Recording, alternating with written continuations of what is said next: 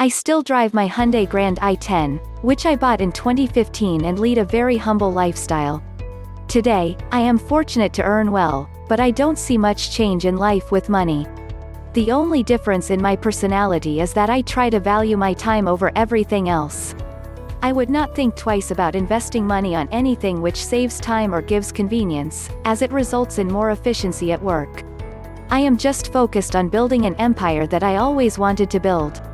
With money in the bank, the greed for making money has almost gone, and whatever I do is all about creating an impact on society.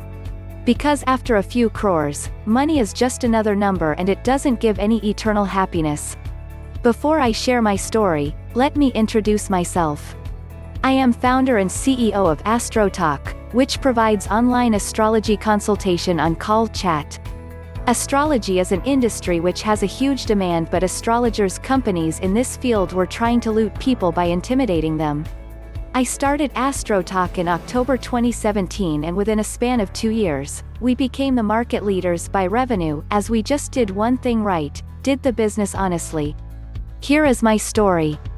I come from a lower middle class family and got graduated in B.Tech from Punjab Engineering College, Chandigarh in 2011. Through campus placement, I got into Nomura Group Investment Bank of Japan, in Mumbai, Maharashtra, India, and started my career there. I wanted to quit and start something in the field of Ayurveda, but it was difficult to leave a job which promised a comfortable life. Meanwhile, I fell in love with a gorgeous lady, who had an immaculate storytelling technique and a great sense of humor. Just imagine how powerful that combination is. People talk about having common interests with your partner. Let me tell you, all that is nothing compared to having a partner who can tell you any situation in a form of a beautiful story with a pinch of sarcasm. I could just sit and listen to her all day. There could be nothing more erotic than the beautiful conversation we used to have around those stories. However, like any other love story, we had our differences. She belonged to an upper-class family and I hailed from a lower middle-class background. My daily expenses on meals were less than her single cup of coffee at Starbucks India, and she would usually have it every day, with a cookie. Having said that, she had always been very nice and we had no issues related to our backgrounds, other than she trying to push me to earn well. I was quite satisfied with my salary of 37K per month, as I had no desires and was enjoying the financial freedom for the first time in my life. And this was so much into my DNA that I could never pay heed to her explanations of earning well. She wanted me to work hard and progress in my job or start something along with my job, but I was just in the full-time job of being in love. For me, love was enough to keep the two people together and lead a happy life, but she tried to explain to me why love was not enough, which made no sense to me. The difference of opinion brought some tension in her head, but I was never bothered as I thought she was immature and would understand eventually. Moreover, I was so happy being with her that I felt I was the most powerful person in this world, as I loved someone who loved me back. There was no reason, and I thought I was leading the best life as I was earning well and had achieved the happiest emotional state as well. Aur kya chahi bhai? And when I started thinking, Apun hai Bhagwan hai, that's when God thought of showing me my place. She was quite irritated by my sense of satisfaction in life, and one day, while I was riding my bike on a road with a lot of potholes, filled with rainwater, and an auto driving past us spilt 10 milliliters water on her feet.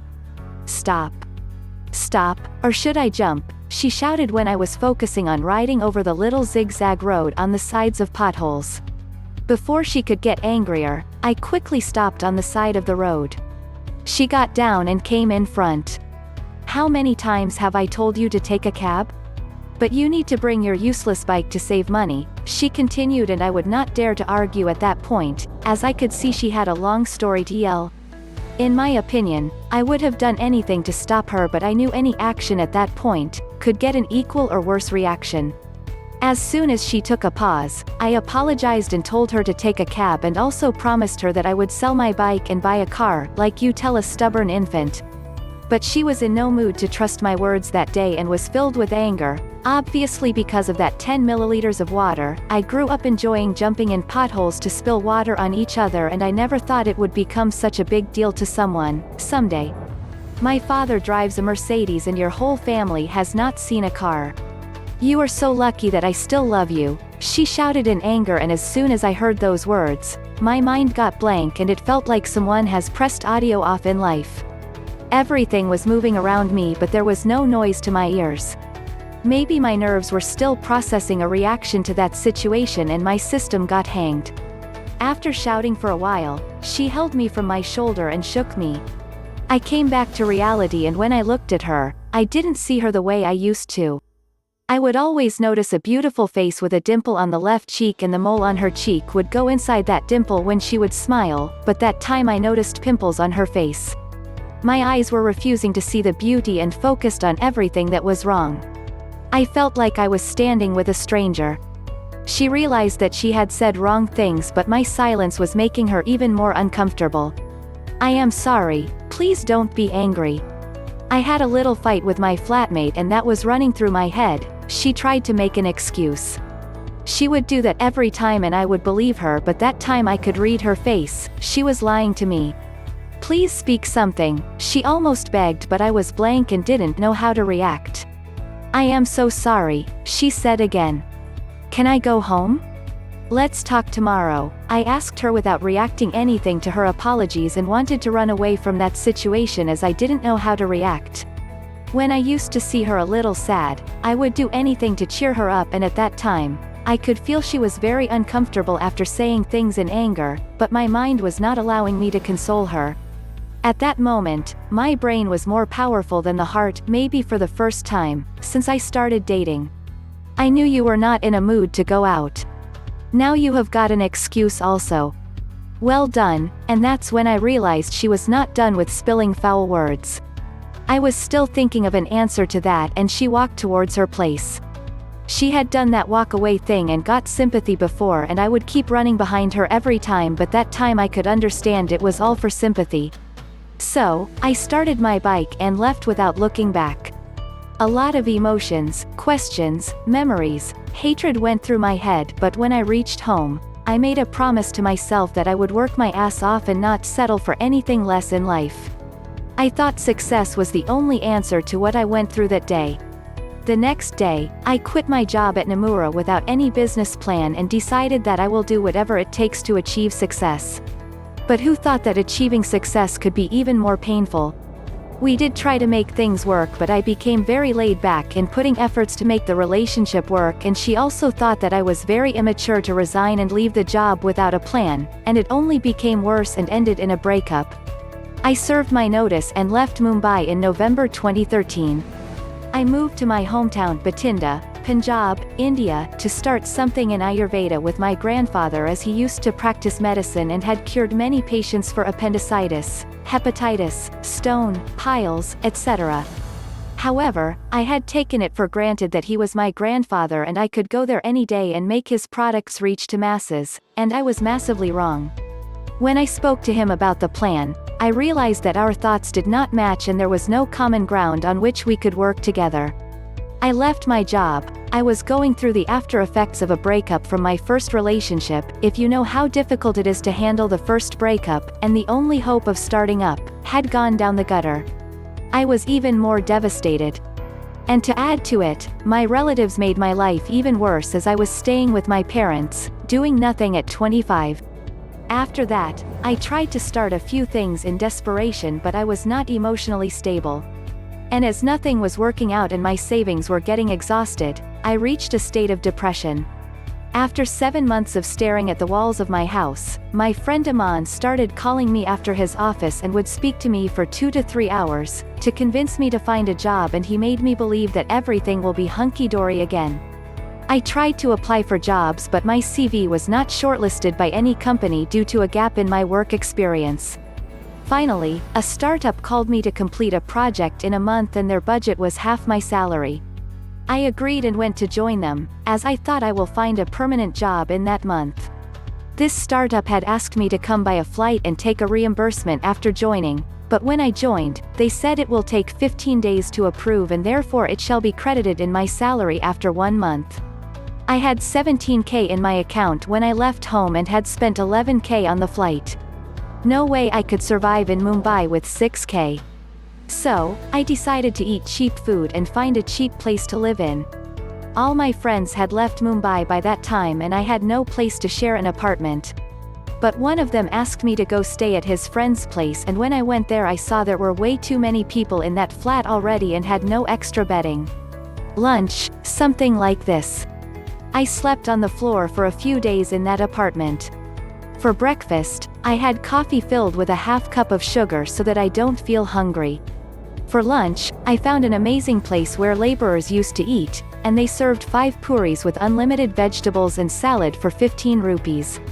For dinner, I would eat raw bread and have milk. After completing that project, I joined BNP Paribas Company. As soon as I started getting some stability, I thought about starting up again but with a plan. I worked there for 9 months and then quit to start up again. I had taken up a job only to become emotionally stable and save some money. Then I started an IT service company named Code Yeti in April 2015 and ran it for 2.5 years, before pivoting the entire business to a product named AstroTalk in October 2017. Link to the story of how and why I started AstroTalk? Within 2 years of launch, AstroTalk became the market leader in this industry.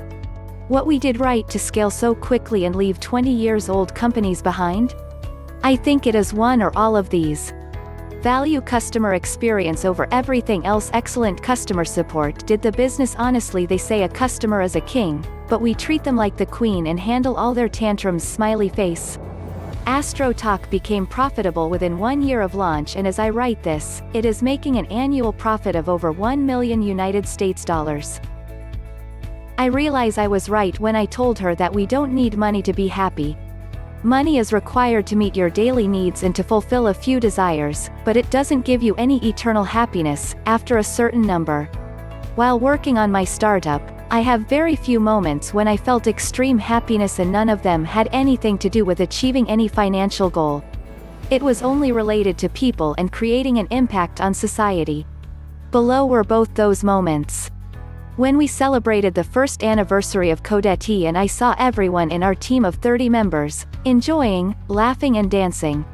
I felt I have done something good in life when an unknown person in a social gathering at my friend's party, referred me to try AstroTalk. I would end by saying that a few years of focus can take you way ahead in life. But to have that kind of focus, you need a huge motivation. That one incident in my life changed me as a person, as I had never focused on anything in my life before. I lost her that day, but she gave me everything I needed to achieve my dreams. Well, in astrology they say, some people in our life just come to teach us a lesson, and they leave when their job is done. If I have to choose between love and money, I will choose love every single time. Because none of my career achievements have ever given me the high that I got while being in love. For creating more impact and to reach more audience, we have recently started giving the first session for free on our Android and iOS app. Footnotes. You may check my Quora bio for more information.